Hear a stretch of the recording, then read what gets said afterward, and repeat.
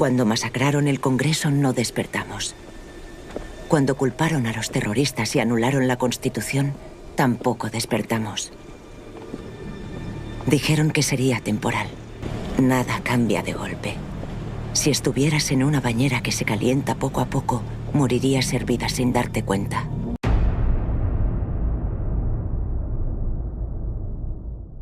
El cuento de la criada es una serie estrenada en 2017 inspirada en el libro homónimo de Margaret Atwood, publicado originalmente en 1985.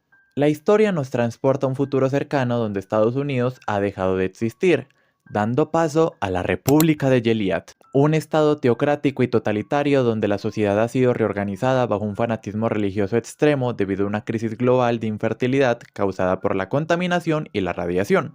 En Gilead, el gobierno puede hacer lo que quiera con las mujeres. Han sido despojadas de sus nombres, sus cuentas bancarias y sus derechos civiles, para ser divididas en castas según su utilidad. Están las esposas de los comandantes, vestidas de azul. Son la élite social, pero carecen de poder real. Luego están las martas, de gris. Son la servidumbre doméstica. Pero en el peldaño más bajo y cruel están las criadas, vestidas de rojo. Ellas son las pocas mujeres fértiles que quedan, asignadas como sirvientas a las familias poderosas de los comandantes con el único propósito de tener hijos. En este sistema las mujeres sufren de muchas otras maneras. El gobierno puede arrebatarles a sus hijos si se rebelan, someterlas a castigos físicos extremos y ejecutarlas públicamente si no cumplen con su rol. Para muchos, esta historia parece una distopía imposible, pero Margaret Atwood estableció una regla de oro a la hora de escribir esta novela: no incluir ni un solo evento que no hubiera ocurrido ya en algún lugar del mundo. Hoy vamos a adentrarnos en los sucesos históricos reales que inspiraron a esta obra, y para que sepan, algunos de ellos ocurrieron aquí, en Latinoamérica. Por eso, hoy les vengo a hablar sobre la historia real del cuento de la criada.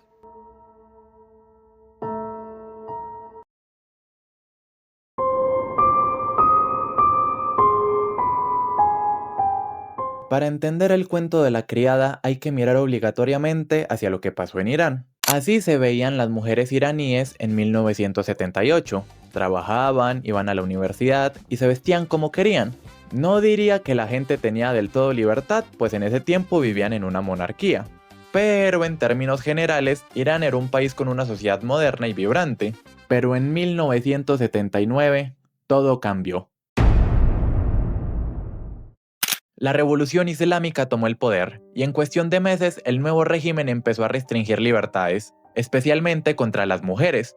El velo se volvió obligatorio bajo pena de cárcel, se prohibieron muchas formas de expresión y las mujeres perdieron derechos civiles y laborales básicos. Y lo más impactante, todo esto se hizo supuestamente en nombre de la religión, para proteger la moral de la sociedad. Esto lo podemos ver bien en la novela gráfica de Persépolis, escrita por Marian Satrapi.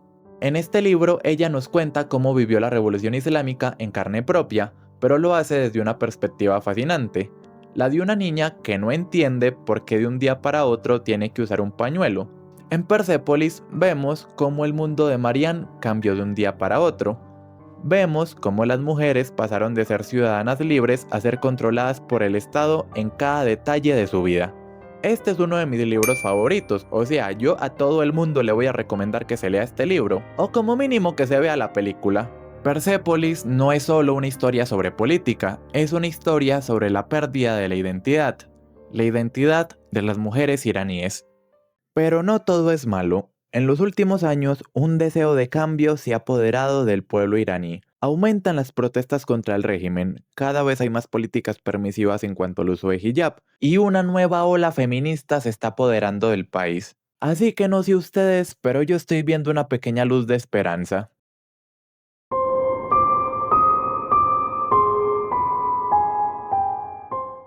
Llegamos a la parte que como latinoamericanos más nos debería hacer reflexionar. Margaret Atwood ha dicho en varias entrevistas que la idea de que a las criadas les quiten a sus hijos para dárselos a las élites no salió de su imaginación, sino de lo que ocurrió en Argentina y en Chile en los años 70 y 80. En Argentina, durante la última dictadura militar, ocurrió algo que parece sacado de la peor pesadilla de Gilead: el robo sistemático de bebés. Las mujeres que eran detenidas por razones políticas no eran ejecutadas de inmediato, las mantenían con vida en centros clandestinos de detención. En cuanto el bebé nacía, se lo arrebataban a la madre. A estos niños les borraban su identidad, les cambiaban el nombre y los entregaban a familias de militares o personas cercanas al régimen que no podían tener hijos. Sus madres, en la mayoría de los casos, pasaban por desaparecidas. Esto es exactamente lo que vemos en la serie. Niños que crecen con padres que en realidad son los captores de sus familias biológicas. Hoy en día las abuelas de la Plaza de Mayo siguen buscando a sus nietos perdidos, muchos de los cuales crecieron sin saber que eran hijos de desaparecidas. Por otra parte, en el Chile de la dictadura de Augusto Pinochet, el horror tomó otra forma que también vemos en Gilead, las adopciones forzadas. Se estima que miles de niños fueron arrebatados mediante engaños a madres de sectores muy pobres o campesinos. A muchas les decían que su bebé había muerto al nacer, pero en realidad los bebés eran entregados a redes de tráfico para ser enviados al extranjero o repartidos entre familias afines al gobierno. Muchos niños fueron llevados a Estados Unidos, Europa o Australia. Para saber más sobre este tema, recomiendo ver películas como Argentina 1985 o La historia oficial, en el caso de Argentina. O en el caso de Chile, pueden leer libros de Isabel Allende como Violeta o La Casa de los Espíritus, que pronto va a tener serie. Mientras editaba el video me di cuenta que olvidé mencionar el libro La llamada de Leila Guerrero, que justamente habla de lo que padecieron las mujeres en los campos de detención en Argentina. Lo que ocurrió en estos países no fue solo por religión o política, fue una forma de castigar a las personas que pensaban distinto, quitándoles lo más sagrado que tenían, su identidad y su familia. ¿Por qué no nos dicen? Si le buscamos eso nada más. Que nos respondan nada más, después nos retiramos. Sí. Mi hija estaba embarazada de 5 meses cuando se la llevaron. Mi nieto tiene que haber nacido en agosto del año pasado. Hasta ahora no he podido saber nada de él. Lo único que sabemos es que los chicos nacen, pero se los dejan en los establecimientos así, casas cunas con NN. Y no podemos encontrarnos nunca con nuestros nietos.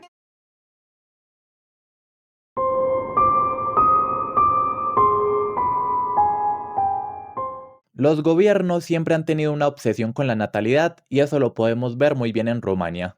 En 1966, el dictador rumano Nicolae Ceausescu decidió que su país necesitaba más gente para ser una potencia económica. Su solución, el famoso decreto 770. De la noche a la mañana, el aborto y los anticonceptivos quedaron prohibidos, pero no se quedó solo en una prohibición.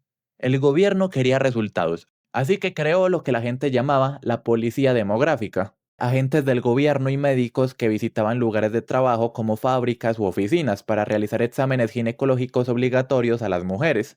El objetivo era simple y aterrador: detectar quién estaba embarazada y asegurarse de que nadie interrumpiera el proceso. En Rumania, las mujeres eran vistas como unidades de producción. Si una mujer de menos de 45 años no tenía al menos 5 hijos, era señalada.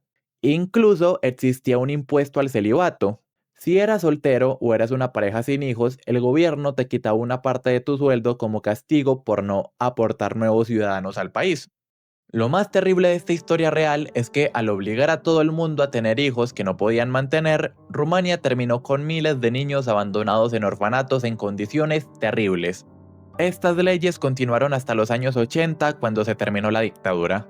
Margaret Atwood utiliza este ejemplo para advertirnos de algo muy importante. Cuando un gobierno se obsesiona con las tasas de natalidad y deja de ver a las mujeres como personas para verlas como recursos nacionales, el resultado siempre es una tragedia humanitaria. Tanto en el cuento de la criada como en Rumania, el cuerpo de la mujer dejó de pertenecerle a ella para pasar a manos del Estado.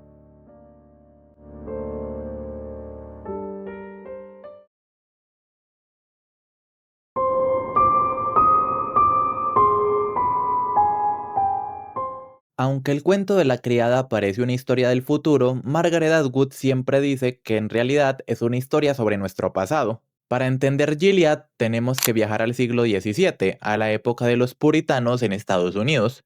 Los puritanos fueron de los primeros colonos en llegar a lo que hoy es Massachusetts, el mismo lugar donde ocurre gran parte de la serie. Eran un grupo religioso muy estricto. Para ellos, la Biblia era la única ley y el gobierno y la iglesia eran básicamente la misma cosa. Si pecabas, no solo irías al infierno, sino que también te podrías llegar a ir a la cárcel. Además, ¿te has fijado en la ropa de las criadas? Esas cofias blancas que le tapan la cara y esos vestidos largos no son un invento de una moda futurista. Son una versión moderna de la ropa que usaban las mujeres puritanas. El objetivo era el mismo, borrar la identidad de la mujer, que no se viera su cabello ni su cuerpo, y mantenerlas en un estado de pureza y sumisión total. En la sociedad puritana las mujeres no podían votar, no podían tener propiedades, y en muchos casos tenían prohibido hablar en las asambleas, o incluso leer. Atwood, que estudió en Harvard, se inspiró en estas leyes reales para crear las leyes de Gilead, donde a las mujeres se les prohíbe incluso tocar un libro. A las acusadas se les imputan los cargos de traición al género en violación a Romanos capítulo 1 versículo 26. ¿Y jura en el nombre de Dios que el reporte que presentó es totalmente verdadero? Sí, lo juro por Dios.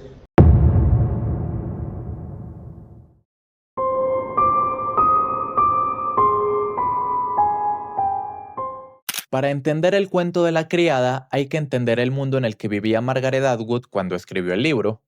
La novela no nació de la nada. Surge como una respuesta especulativa al contramovimiento conservador de los años 80, que buscaba revertir, paso a paso, todos los logros feministas alcanzados en las décadas anteriores. Atwood veía cómo los discursos sobre volver a los valores tradicionales empezaban a ganar fuerza en la televisión y en la política.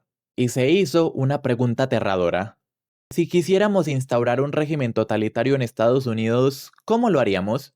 Mientras esta pregunta le rondaba por la cabeza, Atwood se mudó a Berlín, una ciudad que en aquel entonces era dividida por un muro. Ella cuenta que cuando estaba en Berlín Este, la Berlín controlada por los soviéticos, sentía un silencio absoluto. La gente no hablaba en público de nada importante porque sabían que las paredes tenían oídos. Había espías por todas partes. Esa paranoia es la que hoy leemos en el libro. Atwood escribió el libro en una máquina de escribir alemana, viviendo en una ciudad dividida por el odio. Por eso Gilead se siente tan real, porque no es una predicción al futuro, es un recordatorio de que los derechos que hoy tenemos pueden desaparecer si dejamos de protegerlos. El orden puede desaparecer en un abrir y cerrar de ojos.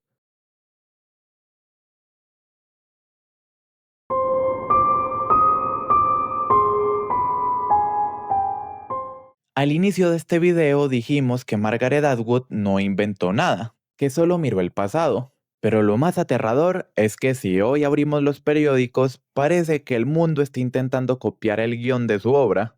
Que un montón de gobiernos vieron el cuento de la criada y dijeron, ¡uy, tutorial!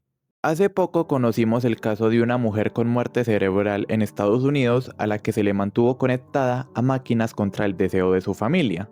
La razón, estaba embarazada de apenas 9 semanas, aproximadamente 2 meses. El Estado decidió que ella ya no era una persona con dignidad, sino un recipiente, un soporte vital para un feto, que claramente tendría muchos problemas a la hora de desarrollarse. Es imposible no pensar en las criadas, cuyo único valor es su capacidad biológica, despojadas de cualquier voluntad propia. ¿Y por qué te estoy hablando de este caso? Porque en la serie del cuento de la criada ya nos habían presentado algo así muchos años antes. Pero el control no se queda solo en los hospitales. Tras las últimas elecciones estatales en Estados Unidos, hemos escuchado discursos que hace 10 años habrían parecido una broma de mal gusto. Pastores influyentes y sectores del ala más conservadora han empezado a sugerir abiertamente que se debería reconsiderar el derecho al voto de las mujeres, pues es sabido que el voto femenino influye mucho a la hora de darle la victoria a los candidatos más liberales. Margaret Atwood nos advirtió que Gilead no empieza con muros y ejecuciones, sino con cambios sutiles en las leyes y con discursos de odio que nos piden renunciar a un poco de libertad a cambio de una supuesta seguridad moral.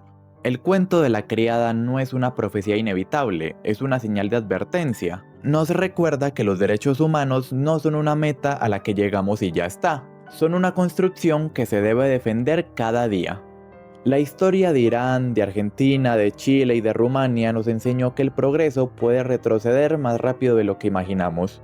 Gilead es una semilla que siempre intenta brotar cuando el miedo y el odio le gana la empatía.